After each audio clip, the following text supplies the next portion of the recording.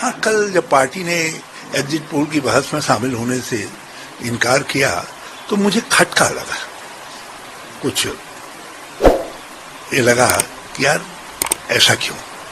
लेकिन फिर मैंने मंथन किया, रात भर में सोचते रहा तो मुझे याद आया कि 2017 के अंदर किस तरीके का खेल हुआ हमारे उत्तराखंड के अंदर कि जितनी सीटें बताई इन्होंने प्रारंभ में, हम जीत रहे हैं, 57 सीटें बताई और 57 इनकी सीटें ये जीते। तो उसी तरीके से 2022 का खेल भी समझ में आया। इन्होंने पहले ही बता दिया था कि हरीश रावत कितने से हारेगा और हम कितनी सीटें जीतेंगे। और ये भी एक बड़ा चमत्कारिक जानकारी मेरी समझ में आई जो घटनाक्रम था कि 2017 के अंदर जो इनके प्रमुख व्यक्ति थे, प्रचारक थे, प्रदेश अध्यक्ष और सीएलपी नेता, जिन्होंने आंख बंद करके कांग्रेस का विरोध किया था और विरोध को लीड करने का काम किया था, अजय भट्ट जी, वो चुनाव हार जाते हैं। और कुछ दिन बाद एक आध दिन बाद वो कहते हैं कि मोदी जी और अमित जी का टेलीफोन आ गया था, उन्होंने कहा चिंता मत करो। और यही बात धामी जी, जिनके नाम से 2022 में सारी भाजपा जीतती है, वो चुनाव हार जाते हैं और वो भी ये कहते हैं कि मोदी जी और अमित जी का टेलीफोन आ गया था, चिंता मत करो कहा, और फिर उनको चिंता करने की जरूरत भी नहीं पड़ती है।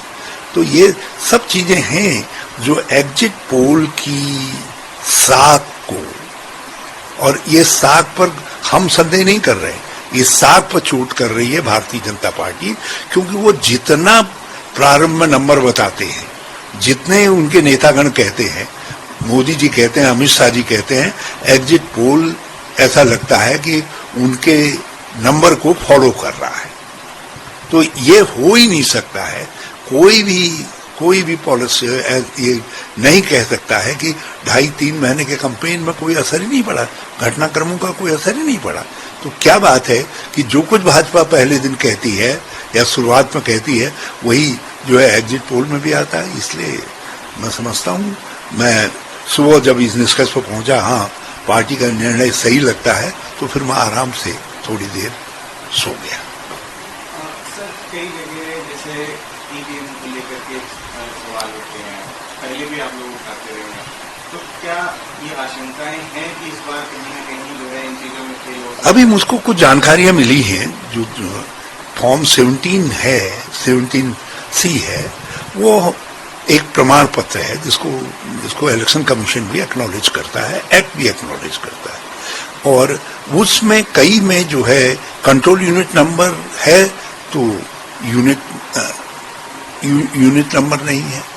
तो ये जो इस तरीके के कुछ जो मिसिंग है फैक्ट्स, ये संदेह पैदा कर रहे हैं, या क्योंकि ये जो 11 दिनों के बाद मतदान के प्रतिशत में अंतर आया है, उसके चिंतित तो सब हैं, सवाल सब उठा रहे हैं।